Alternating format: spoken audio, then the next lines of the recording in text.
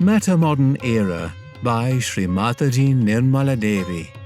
Read by Sukhanil. Chapter 7. Peace.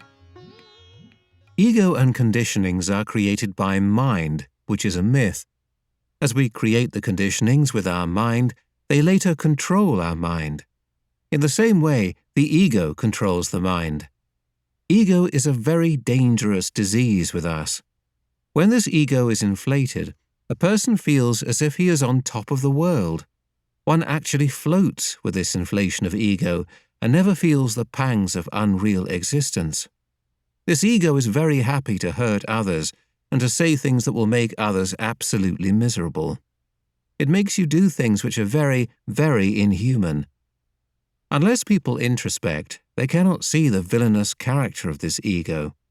If somebody suddenly gets rich, his ego gets inflated further. Any kind of achievement or recognition can blow up this balloon. There was a lady tennis player who was not confident at all of winning a forthcoming match. A boyfriend gave her courage to overcome her diffidence.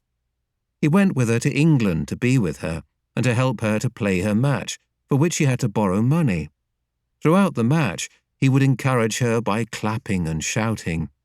Ultimately, she won the match and got lots of money, but in the heady moment of triumph, she ignored her friend and even insulted him when he tried to talk to her. If one has some property, one thinks no end of oneself. In India, we used to have many landlords who were known to be great shouters. They would shout and raise their voices so much that one would feel that the world was coming to an end. These landlords are now without lands because of the new laws introduced 40 years ago, but still their shouting lifestyles are very much alive. If a man gets married to a beautiful woman or not, it doesn't matter. This ego gets inflated. Intellectuals, scientists, professionals, bureaucrats and politicians are all very specially prone to this inflationary process. They feel all others are fools. There are certain cultures which also create these ego-oriented personalities. Perhaps such men and women do not see that their behavior is very ridiculous and that the rest of the world just laughs at them. They don't realize that their stupid conduct under the influence of the ego is beyond human wisdom. It is very clear that when you try to resist something which is patently absurd, this ego business starts growing into an encounter. The ego very rationally explains all misidentifications. It prevents people from understanding that there is something wrong and totally out of the ordinary. Such persons may even say that they accept a particular behavior or attitude because it is new. It is an experiment with something new, and they are very open to new ego ventures in stupidity and idiocy. Once I was talking with a senior diplomat, and the conversation turned to Freud. He asked me, "Why do you not like Freud?"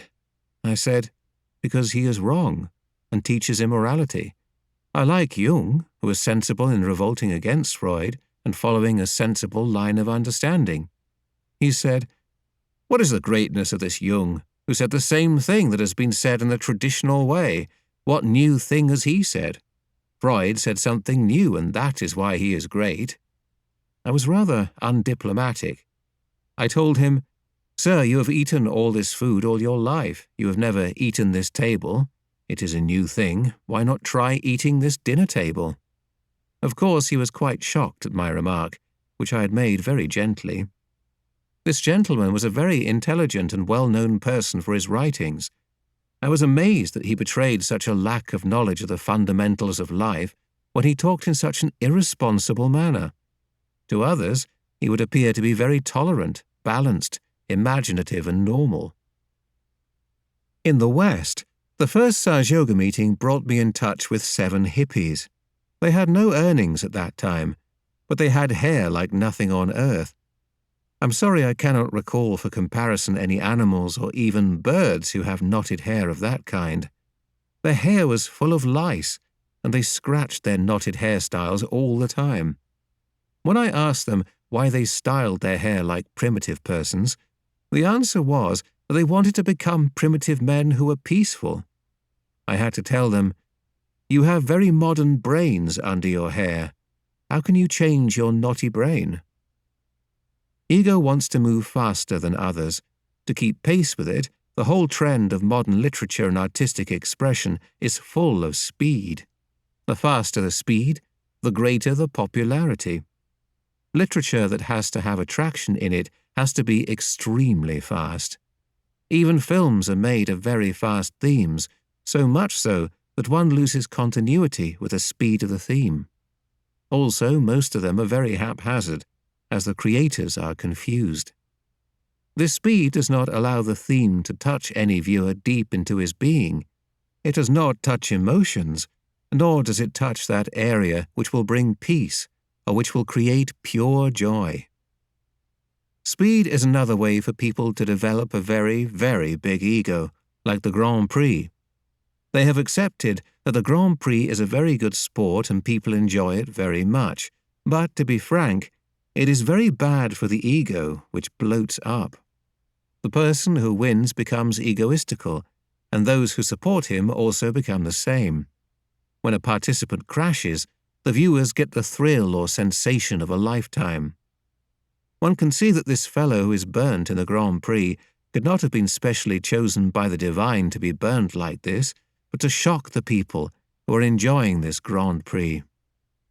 Another example of this kind of lurid excitement is the bullfighting in Spain.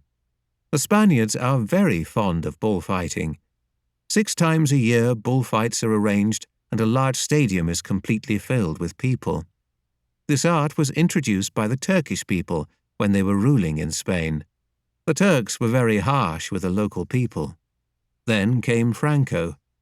He too was a very harsh dictator, and as a result, people developed a resistance. This resistance ultimately evolved into an inhuman type of ego, which gave them sadistic pleasure when they saw a bull being killed by a matador. When I met some of the Spanish ladies, I found that they were very egoistical. I asked them, "What are you doing? What is your job?" They told me, "We are trained as matadors." I just kept quiet, because what can one say to such ambitious women? If women start learning wrestling or this matador business, then what will happen to them? They will assume some sort of identity which is neither man nor woman. I once visited America and was in Los Angeles. I was surprised to see many women at the airport with sleeveless blouses, having tremendous muscles. At first, I could not understand this phenomenon. These people looked like women with long hair, but had bigger muscles than normal men. Later on, I was told that there was a movement of women wanting to develop their muscles to outshine the men. So on a very subtle level, violence between men and women still continues. What is the need to fight the opposite sex? The two sexes are absolutely complementary. I do not know when they will realize that this is all absolutely futile. If we have men and women competing with respect to their physical achievements, and not their moral achievements, children will learn the same thing. The women don't have to be so body-conscious unless they have to sell their bodies to earn some money. In the same way, the men do not have to spend so much time building up their bodies unless they have to play rugby. It is the fashion now also to become very thin, just the opposite of what the bodybuilding society seeks to achieve. They go to the other extreme of starvation and sometimes suffer from anorexia and all kinds of diseases. By becoming thin, it is surprising that you become much more egoistical. A thin person is much more hot-tempered than a fat one. This is caused by a bad liver. The person is so exhausted that he becomes thin on one side, and on the other side, he becomes extremely hot-tempered. I know people who tremble because they are so thin and cannot control their temper. While expressing their temper, they really shake like beanstalks. This can frighten anyone because they grow so pale as if they have seen death. There are many innate misidentifications which bloat the ego. One gathers identification as he grows in a particular country. It is an old habit of human beings to club together under some sort of misidentification. Ego especially expresses itself in a very crude manner. When people say, "I don't like this," or "I don't like that," it shows a very low upbringing. It is also a style of politicians to say, "I believe." Now, who are you not to like something, and who are you to believe something and spread that belief everywhere? What is the proof that what you believe is the truth, or whatever you like is something very rare or something very extraordinary for a connoisseur like you? I've met many people who cannot accept the truth because of their ego. Once, a very rude and arrogant interviewer from television came to interview me. Of course, most of them are brought up that way, so one should not criticize their stupidity. Now, this one was very special. He asked me what I was doing in London or England. He said I should help my own poor in India. I told him, "I'm not here of my choice, but as my husband has been elected to a UN post with headquarters in London, I have to be with him. But I'm in India every year at least for half the year." Very humbly, I asked him, who is responsible for India's poverty?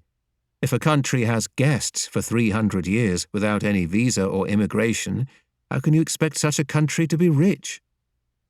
All the wealth was sucked out of India without any consideration to create a nation known as the welfare state, where lazy people live on the dole for all their lives. A fellow once boasted after our first meeting, "Thank God I am jobless now." Many others joined him in great jubilation, saying they have been jobless since eternity. Imagine these Oxford-Cambridge students boasting like this about their freedom after graduation.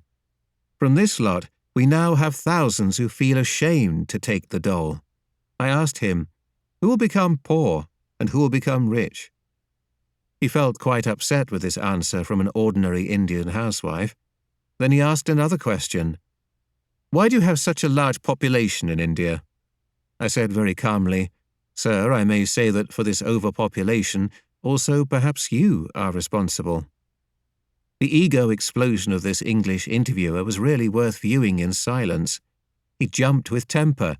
"How do you put the blame on us for your mad population?" To this I answered with great peace. I said, "Sir, I read in the newspaper that in London itself, 2 legal children are killed by their parents each week. So, sir, please tell me which sane child would like to be born in a country where there is not an atmosphere of love for children. Even the neighbours do not like children. If one has children, one may not be able to rent a flat. Perhaps children are very happy to be born in India to loving and caring parents and neighbours. Children do not want to know what bank account one has. They want love, which is the most valuable thing." All this answering made him mad with fury, so he attacked me. "I'm told you do not take any money for self-realization work. This no Anglo-Saxon brain can understand." I answered him very politely, "Sir, how much can you pay for divine love? How much did you pay to Christ? By the way, can I now ask you a question?" He said, "Yes, go ahead." I asked, "Will you tell me which God has made this special Anglo-Saxon brain?" That settled him. He walked out with his gear and cameraman, who never took any photographs. Later on, people told me about him, that he is called the Bulldog even in the media. I felt, why insult the Bulldog, who has never even once barked at me? It's all right if they don't want to accept the truth. It's all right as far as I'm concerned. But actually a person who denies the truth ultimately lands up in the problems of a confused personality. I try to tell people that you should not take to drinking, as alcohol is not a good thing. Many people come to me with diseases which are caused by alcohol. A businessman who was 80 years of age and used to drink came to me and said, "I am 80 years of age, but I am not a human being anymore." I asked, "Why? What has happened?" He said, "I cannot sleep. So I drink and then I sleep well, but next day I get a hangover. Then I start shouting at all my servants, my wife, children, and they have all run away from me. Now it happens that when I get up from my bed, nobody is in the house. They're all out. They've all run away. This, plus bankruptcy, is what I have achieved by drinking indiscriminately. Now I think that at this age I cannot change. You just bless me so that in my next life I should not take to this horrible thing called alcohol." This old man was so desperate, but I met many young businessmen who adored him as a model of greatness because he was very successful in his business despite his very heavy drinking habits. They all thought they would be very successful businessmen at 80 years of age because of drinking. When you do something wrong, you develop a very big ego. How else could you justify the wrong things you are doing? So it is a constant feeding of ego when you are doing wrong, and you want to believe and you want to prove you are doing the right thing. These days, it is remarkable that even small children in the Western countries are extremely rude and violent. You just cannot control them. One day I was travelling from my house in Surrey to London in a lonely first-class compartment.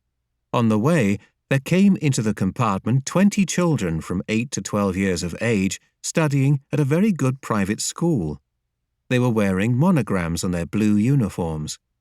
They entered my compartment and with a blade and a small knife started cutting all the cushions of the seats in the compartment. They told me collectively, "Please do not worry, we will not touch you, but allow us to do what we enjoy." I asked them, "Why are you doing it?" They answered, "Because we like it. What's your objection?" I just kept quiet because I thought that if I said anything, they would put their knives on my throat. I got down at the next station and told the station master about what the boys were doing. Some older boys who were supposed to be looking after the younger ones came to take the situation into their own hands. But these older boys were themselves drunk and were sleeping after drinking when these younger boys took over the charge of my compartment. Even when they were woken up, they were half drunk. I wanted to tell them that this was not the way to look after these younger students of their school. But the station master advised me not to say anything, because they were very unruly boys. They had threatened to beat the station master when he asked them why they had got drunk. They had also warned the station master of dire consequences if he made any report to the school authorities. I was shocked at this situation in England. How could a lady travel alone in such a place? How could anybody be safe in such an advanced country? But much worse is the situation in America, where on the road, if you get down after 8 o'clock from your car to buy some cakes, there'll be 4 or 5 very muscular people nearby, and they will snatch all the money you have. If you resist, they may even kill you. This violence is not only for money, women, or land, but it is violence for the sake of violence, because people now want to be violent.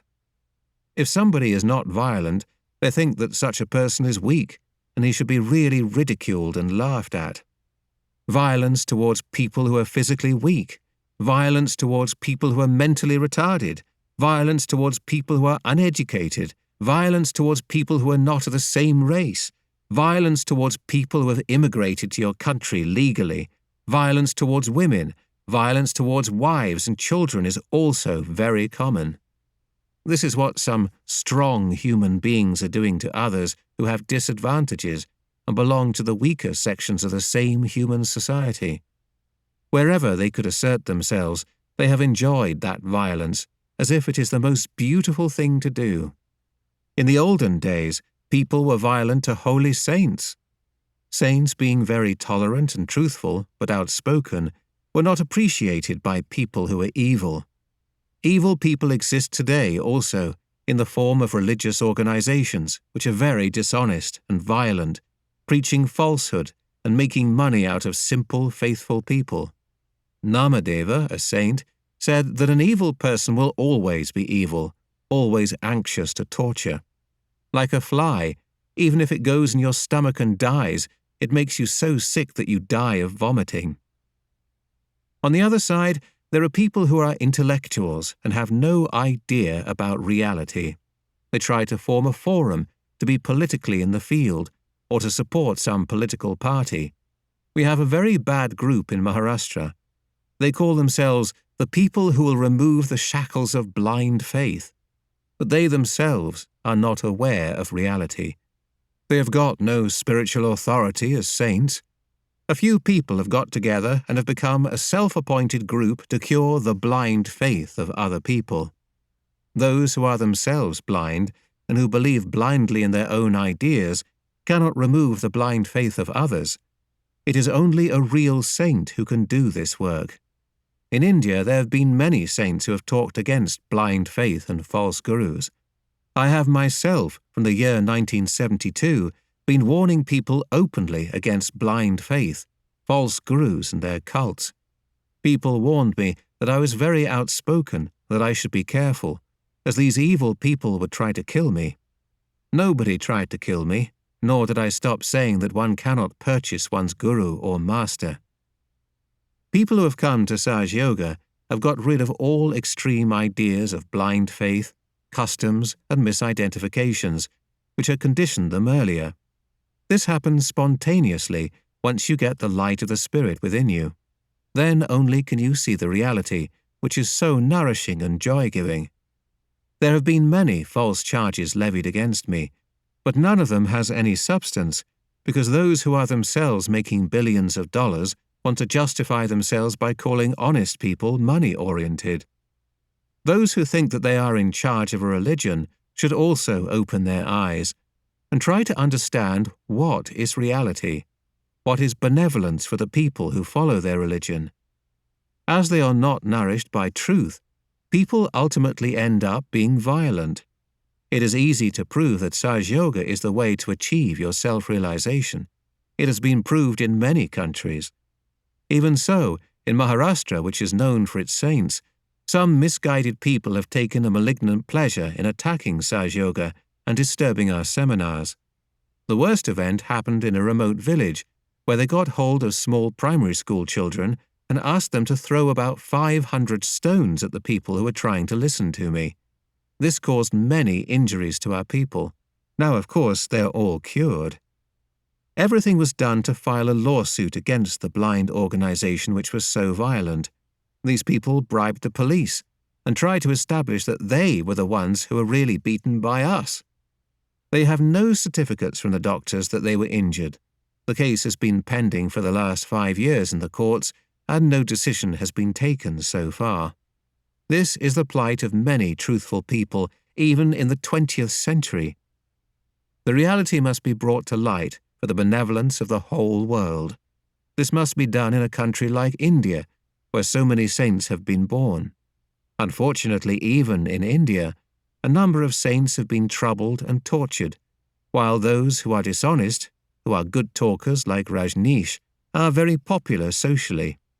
It is amazing how people don't think of their progeny and don't want to give reality even to their own children. In my next chapter, I will tell you how much good Sahaja Yoga can do. It is not a claim, it is the truth. But I am happy to say that those who come to Sahaja Yoga have become absolutely non-violent, absolutely loving, compassionate people, and by the grace of God, no one dare touch them. Even if they try, Sahaja Yogis can get over all the problems created by these negative forces. It is remarkable that since the day the seventh center was opened in the brain, things are working out in such a way that silently this movement for peace is moving inside the being of people, through their hearts. I have been really so lucky to see in my lifetime that people from 65 nations gather together in thousands at our seminars. There's no quarrel or fight. These seminars last for more than a week in a remote seaside village.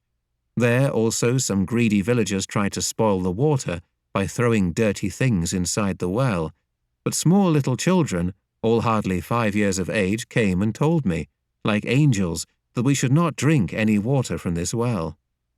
It is very surprising how help comes, despite these powerful negative forces, who believe that they can do whatever harm they like. These are very blissful times, and those who want to take advantage of this can easily achieve the real meaning of their lives.